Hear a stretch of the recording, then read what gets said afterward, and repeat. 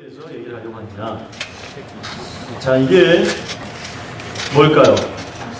생활에서 기쁨과 만족감을 느껴 흐뭇한 상태, 욕구와 욕망이 충족되어 만족하거나 즐거움을 느끼는 상태, 불안감을 느끼지 않고 안심해하거나 또는 희망을 그리는 상태에서의 좋은 감정으로 심리적인 상태 및 이성적 경지. 자, 이것을 뭐라고 얘기할까요? 이게 뭐예요? 이게 뭐야? 행복! 다 알고 있는데 지금 관심이 없는 거지, 그죠? 네? 자, 요것은 뭡니까? 행복! 헷갈린다. 행복이고요. 자, 오늘 저는 여러분들하고 이 행복이라고 하는 주제를 가지고 좀 얘기를 하려고 합니다. 자, 요거는 이제 목사님께서도 설교 때 말씀하셨던 건데요. 네잎클로버의 꽃말이 뭐예요? 럭키. 우리가 네잎클로버를 주면 어때요? 기분 좋아, 안 좋아? 좋아요. 기분 좋잖아. 그죠? 그거에서 꽃말이 뭐예요? 행운. 그죠? 그런데 새잎 클로버의 꽃말은 뭐야? 행복. 행복입니다. 행복. 그래서 여기 보면은 우리가 행운을 찾기 위해서 우리가 행복을 버리는 것이 아닌지 그렇게 이야기하고 있습니다. 우리가 사는 이유가 무엇일까요? 라고 아리스토텔레스한테 한 사람이 물었습니다. 그래서 그랬더니 아리스토텔레스가 뭐라고 했냐면은 간단하게 얘기했어요. 뭐라고 했냐면은 인간은 행복하기 위해 산다.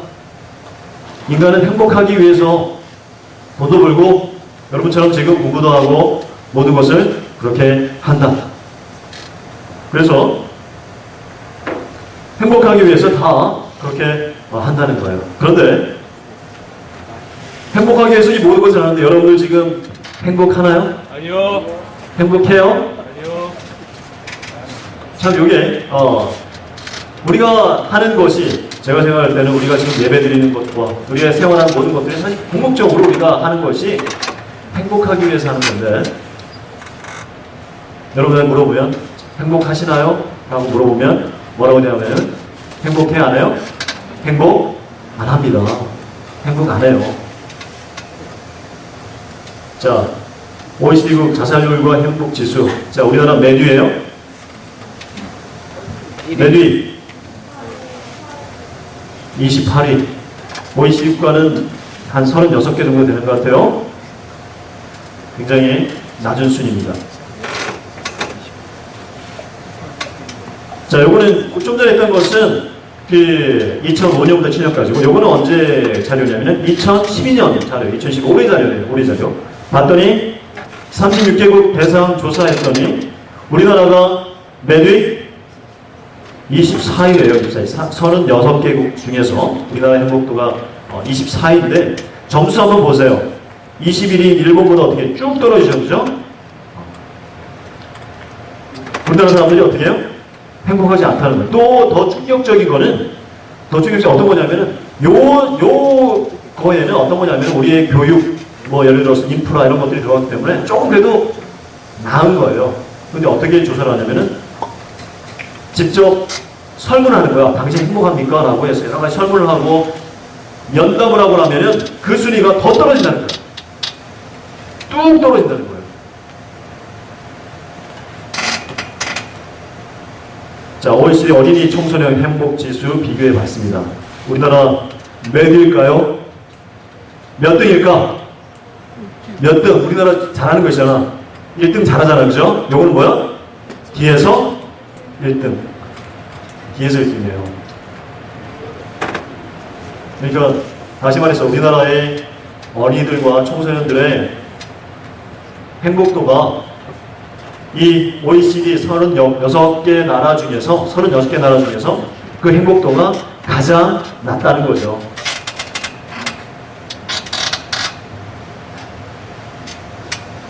그래서 선생님이 수업 들어가서 몇몇 학생들한테, 우리 학생들에게 선생님이 물어봤죠, 그죠? 조사를 한번 해봤어요. 조사를 딱 했더니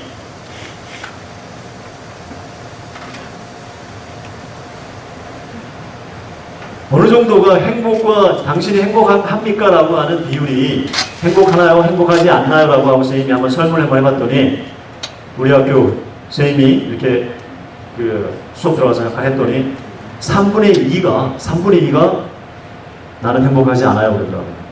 3분의 1은 행복합니다 이렇게 얘기하는데 지금 3분의 2가 행복하지 않대요. 그 중에 상당수가 그 행복하지 않다는 상당수 중에 고3들이 상당히 많이 들어가 있었어요. 고3들은 대부분 행복하지 않다. 그 이유가 뭐냐면 너무 스트레스가 많다. 대학 때문에 스트레스가 많아서 내가 좀 행복하지 않다 라고 이렇게 답변을 많이 했어요. 근데 이제 고1, 2들은 보면 이렇게 좀 반반이야. 행복이 안 나는 학생도 있고 행복하지 않다는 학생도 있고 하는데 대체적으로 보면 학생들이 전반적으로 행복하지 않습니다 이렇게 얘기를 하는 것 같아요. 자, 마찬가지입니다. 주관적 행복 지수 순위 24위. 상당히 그 위에 있는 나라들하고 굉장히 많이 차이가 굉장히 많이 납니다. 자, 서울에서 한번 조사를 해봤어요. 그러면은 학생들에게 어떤 학생들이 그럼 가장 행복도를 느끼고 또 불행할까라고 조사를 한번 쫙 해봤더니 누가 가장 불행해? 초중고 중에서 누가 가장 행복도가 낮죠? 누가? 고등학생이 가장 행복도가 낮았어요. 자, 이건 지금 뭘 얘기하냐면은 우리나라 학생들의 초등학생부터 중고등학생들까지의 모든 학생들의 행복도가 어떻다? 가장 OECD 국가 중에서 가장 어때? 낮다. 그 중에서 가장 또 낮은 집단이 누구다? 고등학생들이다. 누가 가장 그러면 요 벗더니 누가 지금 불행해요? 행복하지 않아. 누가?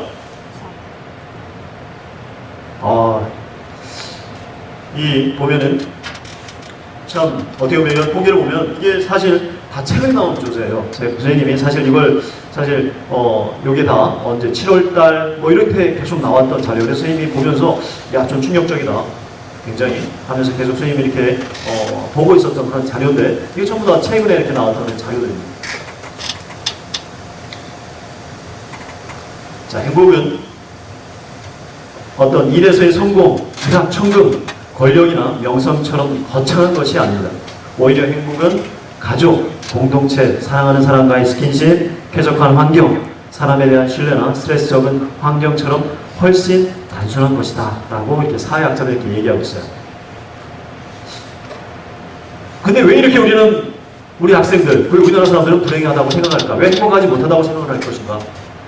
제가 다음에 그걸 한번 보면 중상층의 조건이라고 하는 이 내용이 얼마 전에 인터넷에 떴어요. 그래서 선생님이 굉장히 재미있게 봤는데 우리나라와 영국과 프랑스 이 세 나라의 중상층이 조건이 좀 다르다는 거야. 보면은 우리나라 직장인 대상으로 설문했어요. 중상층이 되려면 어떻게 돼야 될까요? 라고 했더니 부채 없는 아파트 평수 30평, 월급이 500 이상, 자동차는 2000cc급 이상 중형차, 예금액 잔고는 1억 이상, 해외여행은 1년에 몇 번 정도, 이 정도는 돼야지 내가 중간쯤 내가 어느 정도 산다라고 생각하는 그러한 정도 되겠다 이런 얘기예요. 직장인들 설문했더니 그렇다는 거야. 이 정도 돼야지 내가 어느 정도 그런 어떤 걸. 그러니까 굉장히 어떻게 보면 우리나라 사람들은 어떻게 해요? 조건을 따진다는 거죠. 겉에 보이는 조건을 굉장히 따진다는 거야. 그렇게 여기 안 되면 선생님 여기 될까 안 될까? 안 돼요. 해당되는 게 없어. 안 된단 말이야. 자, 그런데 그럼 우리나라 사람들이 이런 조건을 보고 어떻게 느낄까? 중간쯤 되려면 이 정도 돼야 되는데 나는 다 안 되네. 그럼 어떻게 느껴져요? 비교하게 되고 내가 어떻게 돼? 나는 중간도 못 가네. 불행해지는 거죠. 자, 그러면은 영국은 어떨까? 영국에 대해서 영국은 어떤 기준을 가지고 있는지 재밌습니다. 옥스퍼드에서 제시한 중상층의 조건입니다. 페어플레이를 할 것. 좀 뭔가 달라요, 그죠? 그러니까 우리나라 기준하고. 자신의 신념과 주장을 가질 것. 나만의 독선을 지니지 말 것. 약자를 두둔하고 강자에 대응할 것. 불의, 불평, 불법에 의연히 대처할 것. 접근할 방법이 어때요? 완전히 좀 다른 것 같아. 그죠? 우리가 생각하는 우리나라의 어떤 기준하고 영국 사람들이 옥스퍼드에 제시한 이 조건하고 굉장히 좀 다른 것 같아요. 이거는 뭐야? 이거는 할 수 있을 것 같아요, 여러분? 그죠? 응? 진우야, 여긴 될 수 있을 것 같잖아, 그죠? 조금 노력하면 될 수 있을 것 같지 않아요, 여기? 좀 힘들겠지만, 좀 노력을 해야 되겠지만, 자기 수용을 좀 해야 되겠지만. 자, 프랑스는 어떨까? 자, 프랑스를 한번 보겠습니다. 자, 외국어를 하나 이상 구사하며 폭넓은 세계 경험을 갖출 것. 하나 이상의 스포츠나 악기를 다룰 것. 남들과 다른 맛을 내는 별미 하나를 만들어서 손님을 접대할 것, 접대할 수 있을 것. 사회봉사단체에 참여하여 활동할 것. 남의 아이를 내 아이처럼 꾸짖을 수 있을 것. 사회 정의가 흔들릴 때 바로잡기 위해 나설 수 있을 것. 이것은 프랑스의 기준이에요. 조금 프랑스는 조금 어떻게 더 낭만적인 느낌이 좀 나죠, 그죠? 네, 조금 이 사람들은 굉장히 어떻게 보면은 그런 걸 좀 즐기는 것 같아요. 여러분 굉장히 이렇게 남들한테 그 요리에 대접하고 멋진 요리에 대접하고 하는 것들에 대해서 굉장히 어떻게 멋있게 생각하는 것 같아요. 악기 하나 연주하고 운동하고 하는 것에 대해서 굉장히 어떻게 그런 것에 대해서 멋있게 생각하고 어떻게 보면 인생에 대해서 좀 맛을 아는 사람들이 아닌가 이런 생각도 좀 들어요. 어때요?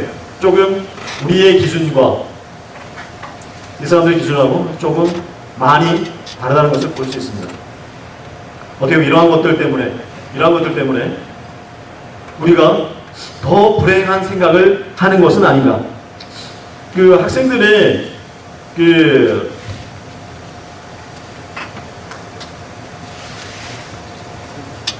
선생님이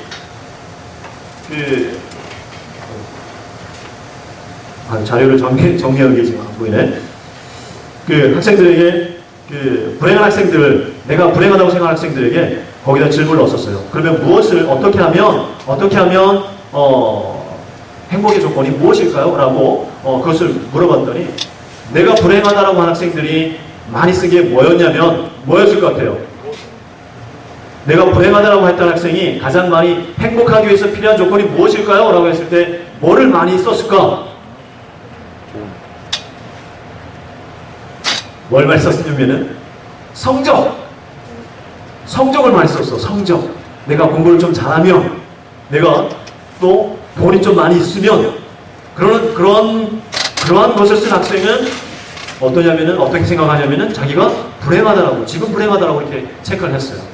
그런데 내가 행복하다라고 했던 그런 학생들이 행복의 조건이 뭘까요? 라고 이렇게 했더니 그 학생들은 뭐에다가 체크를 했냐면은 뭘 이렇게 썼냐면은 가족, 친구, 사랑하는 사람, 그리고 긍정적인 마음 이런 것들을 썼어요. 조금 선생님이 이렇게 보면서 이게 조금 다르구나 라는 생각을 조금 했습니다. 자, 행복은 우리가 글자 그대로의 즐거움이에요. 그리고 또 둘째의 즐거움은 어떤 의미 발견을 통한 즐거움이에요. 그리고 세 번째 즐거움은 몰입이 주는 그런 즐거움이에요. 그래서 지금 오늘 이 시간에 여러분들이 행복해질 수 있는 연습을 하는 그러한 어떻게 하면 우리가 행복을 연습할 수 있을지에 대해서 잠깐 선생님이 소개를 하려고 합니다. 자, 첫 번째 중요한 것은 뭐냐면 행복하기 위해서 마음가짐이 굉장히 중요해요. 마음가짐이. 어떤 마음가짐이 있어야 되느냐? 행복은 마음에 달려 있습니다. 무슨 일이 일어나느냐가 아니라 일어난 일을 놓고 어떻게 반응하느냐에 따라 행복해질 수도 있고 불행해질 수도 있다. 이렇게 이야기를 하고 있어요. 그리고 두 번째로 어떤 마음가짐? 감사하는 생활. 그리고 세 번째, 남과 비교하지 않는 그러한 마음가짐. 이 세 가지가 우리의 행복하기 위해서 중요한 마음가짐입니다. 행복의 최대적은 남과 비교하지 감사하기이다 라고 얘기하고 있어요. 자, 이거는 그냥 넘어가도록 하겠습니다. 자, 감사하기. 행복은 내가 원하는 것을 가지는 것이 아니라 내가 가지고 있는 것을 원하는 것이다 라고 얘기를 합니다. 그리고 어떤 사회학자가 성공한 사람들의 인생을 쫙 다 분석을 해봤더니 어떤 결론을 내렸냐면은 성공한 사람들의 인생은 성공의 이야기가 아니라 감사의 이야기다. 성공의 이야기가 아니라 감사의 이야기다 라는 사실을 발견했다고 합니다. 그래서 여러분들 감사라고 하는 게 정말로 중요한 하나의 요소다라고 하는 거 늘 감사하는 여러분들이 됐으면 좋겠습니다. 자, 인생의 성공 비밀은 감사이다. 슈바이처도 이렇게 이야기를 했습니다. 자, 그 다음에 만족하기. 자, 행복의 가장 큰 적은 남과 비교하는 것입니다. 그래서 행복은 내가 얼마나 많이 가지고 있느냐의 문제라기보다는 내가 가지고 있는 것들에 얼마나 만족하느냐의 문제인 것입니다. 남들과 비교하다 보면 만족감을 느낄 수가 없습니다. 자, 행복하기 위한 삶의 모습. 그러면 어떤 마음가짐, 그런 마음가짐을 가지고 그럼 어떻게 살아야 하느냐, 어떻게 살아야 되느냐. 첫 번째, 목표를 세워야 합니다. 목표가 있는 사람들이 더 행복하다고 얘기합니다. 두 번째, 현재를 충분히 만끽하고 음미해야 됩니다. 이 현재를 만끽하고 음미하는 게 굉장히 중요하다고 얘기해요. 그리고 현재에 몰입해야 되는 거예요. 현재, 지금 이 시간에 몰입해야 되는 거예요. 지금 다 눈 감고 있잖아, 그죠? 그죠? 모든 사람들이 보면 한 하루에 한 40%는 딴 생각한대요. 딴 생각. 40%는. 네? 지금 이렇게 공부 수업 시간 있으면서 딴 생각하고 여기 있으면 딴 생각하고 몰입하지 않는 거지. 다른 생각하는 겁니다. 항상. 언제나 현재에 집중할 수 있으면 행복할 것이라고 얘기합니다. 자, 이것은 이혜인 수녀님이 쓴 글입니다. 한번 제가 읽어드리겠습니다. 자, 오늘 이 시간은 내 남은 생의 첫날이며 어제 죽어간 어떤 사람이 그토록 살고 싶어하던 내일임을 새롭게 기억하면서 정신이 번쩍 들었습니다. 세상의 여정을 다 마치는 그날까지 이왕이면 행복한 순례자가 되고 싶다고 작정하니 아픈 중에도 금방 삶의 모습이 달라지는 것을 발견했습니다. 그래서 곁에 아침에 일어나 신발을 신는 것도 떠오르는 태양을 다시 보는 것도 식탁에 앉아 밥을 먹는 것도 얼마나 큰 감동인지 모릅니다. 이렇게 했습니다. 이것이 이혜인 수녀님이 이런 글을 신문에 기고한 내용입니다. 그래서 지금 이 순간 얼마나 현재를 음미할 수 있느냐, 이것이 굉장히 중요하다는 거죠. 자, 그러면 그런 걸 통해서 혼자만 그렇게 하면 되느냐? 아니라는 거죠. 자신이 가장 행복해지는 가장 좋은 길은 남을 행복하게 하는 겁니다. 행복은 사이에 있다라고 얘기를 해요. 우리를 행복하게 만들어주는 사람들에게 감사해야 한다. 그들은 우리의 영혼을 꽃피우게 하는 마법의 정원사이다.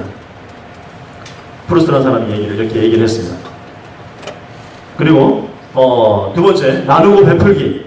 남을 행복하게 할 수 있는 자만이 행복을 얻는다라고 플라톤이 이렇게 얘기를 했습니다. 그리고 세 번째, 용서해야 됩니다. 그래서 용서는 자신에게 주는 최고의 선물이라고 얘기를 했습니다. 그래서 이것은 그런 행복을 누구와 나눌 것인가? 어떻게? 혼자만 하면 행복하지 않다는 거죠. 바로 관계 속에서 그런 행복이 나온다는 겁니다. 자, 그런데 뭔가 하나가 빠져 있습니다. 뭔가 하나가 부족한 게 하나 있죠.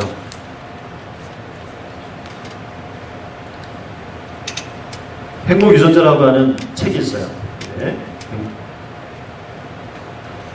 이 행복 유전자라고 하는 책에 보면 이 행복이라고 하는 유전자가 우리 몸속에 이미 있다라는 거예요. 그래서 여기에 보면은 뭐라고 얘기하냐면은 자연 행복은 우리가 타고난 생물학적 권리이다. 고통과 폭력이 이 복잡한 세상에 존재하는 것은 사실이지만 변치 않는 진정한 행복의 근원은 우리 각자의 내면에 살아 숨쉬고 있다. 생물학적 암호로 DNA에 새겨져 있는 행복의 원천은 우리를 인간답게 해주고 창조주와 연결해 준다. 라고 그래서 행복 유전자라고 하는 이 사람이 후생 유전학을 연구하는 요 사람이 이렇게 이 책에서 이야기를 하고 있습니다. 무슨 얘기냐면 가장 이러한 행복 중에서 또 하나 중요한 건 뭐냐면은 바로 굉장히 중요한 것이 영적인 유전자의 힘인 것입니다. 영적인 힘. 그 챕터 속에 영적 유전자 힘이라고 하는 요 챕터가 들어가 있습니다. 여기에 보면 여기에 신을 믿든 믿지 않든 우리 내면에는 영적 본능이 존재한다. 맨날 우리 조상들도 자신보다 위대한 존재라 생각하는 보이지 않고 정의할 수 없는 힘에 이끌렸는데 우리라고 다를까? 어떤 강렬한 사건을 겪는 중에 우리는 고마운 마음이나 겸손한 마음, 자비로운 마음에서 우리의 신을 소리내어 불러보았을지 모른다. 우리가 그 사실을 알지 못하더라도 영적 본능은 우리 행복에 꼭 필요하다. 자, 뭐가 필요하다고 그랬어요? 영적인 본능이. 우리가 지금 예배드린 이 자리가, 여러분들이 예배하는 이 순간이, 어떤 학생이 제가 설문을 받아보니까 언제 가장 행복합니까? 라고 했더니 예배하는 때, 내가 예배할 때 행복하다라고 쓴 학생도 있었어요. 이 예배하는 이 순간이 우리의 행복에 있어서 굉장히 중요한 요소라는 거죠. 그리고 그 유전자 속에 그 행복한 유전자를 우리의 몸속에 하나님께서 우리들에게 주셨다는 사실입니다.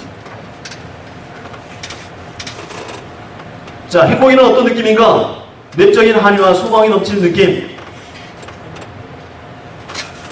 이러한 느낌들. 내적인 한의, 어떤 희망이 넘치는 느낌. 대부분 어때요? 선생님 생각할 때는 종교적인 그러한 예배를 드리고 찬송을 하고 이렇게 할 때 생겨나는, 가장 크게 생겨나는 그러한 것들이 아닌가 이렇게 생각이 듭니다. 종교생활에 얼마나 충실한 편인가 라고 조사를 한번 해봤습니다. 그러니까 행복하다는 사람 중에 매우 충실하다 이런 사람이 45%가 넘습니다. 그러니까 종교생활에 열심히 충실한 사람은 통계를 봤더니 절반은 행복하다는 거죠. 거의 충실하지 않다라는 사람들 중에서 거의 절반 가깝게 이 사람들은 행복하지 않다. 자, 요거만 봐서도, 요 데이터만 봐서도 종교라고 하는 것이, 여러분들이 지금 예배드린다는 것이 행복이라는 것과 얼마나 밀접한 관계가 있는지 여러분들이 알 수가 있습니다. 성경에는 이렇게 얘기합니다.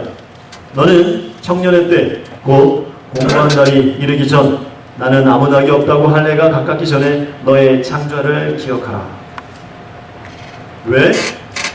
왜 하나님께서는 너희 청년의 때 왜 너희 창조자를 기억하라라고 말씀하셨을까요? 거기에 바로 행복의 근원이 그 속에 있기 때문에 그렇게 말씀하신 겁니다. 이 솔로몬은 세상의 모든 일들을 해봤어요. 정말 부자였고 가질 모든 것을 다 가진 그런 사람이었습니다. 그런데 그가 그러한 일의 결국을 다 들었으니 하나님을 경외하고 그 명령을 지킬지어다. 이것이 사람의 본분이다 라고 이야기를 하고 이 전도서를 마무리하고 있는 것입니다. 왜요? 이것이 사람들의 행복에 있어서 굉장히 중요한 요소이기 때문에 그렇습니다. 여호수아는 죽기 전에 마지막 유언을 남깁니다. 이스라엘 백성들에게 만일 여호와를 섬기는 것이 너에게 좋지 않게 보이거든 너희 열조가 강 저편에서 섬기던 신이든지 혹 너희에 거하는 땅 아무리 사람의 신이든지 너희 섬길 자를 오늘날 택하라. 나와 내 집은 여호와를 섬기노라 라고 이야기를 합니다.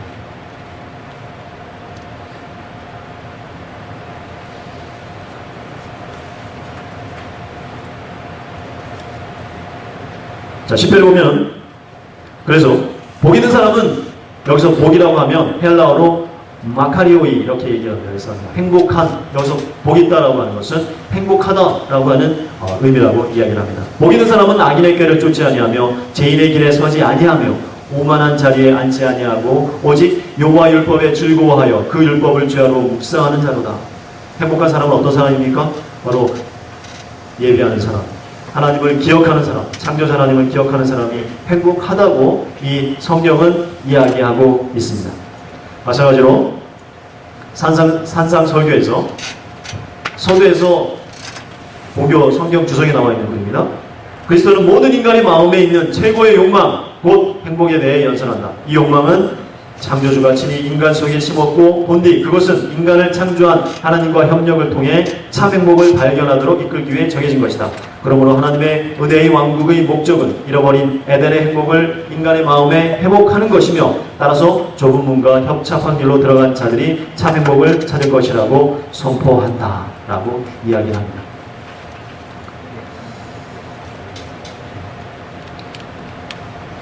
마지막으로 성경 구절 하나 보고 마치도록 하겠습니다. 성경 보면 이런 말씀이 있습니다. 비록 무화과 나무가 무성치 못하며 포도나무에 열매가 없으며 감람나무에 소출이 없으며 밭에 식물이 없으며 우리의 양이 없으며 외양간에 소가 없을지라도 나는 여호와를 인하여 즐거워하며 나의 구원의 하나님을 인하여 기뻐하리로다. 하나님께서 주신 우리의 영적 유전자는 우리가 어떤 상황에 처하든지 우리로 하여금 행복할 수 있도록 우리를 이끄시고 이겨낼 힘을 주실 것입니다. 주님 안에서 오늘 하루 지금 이 순간 여기에서 우리 모두 행복한 우리 모두 영광 성령 우리 고등학교 학생들이 되었으면 좋겠습니다.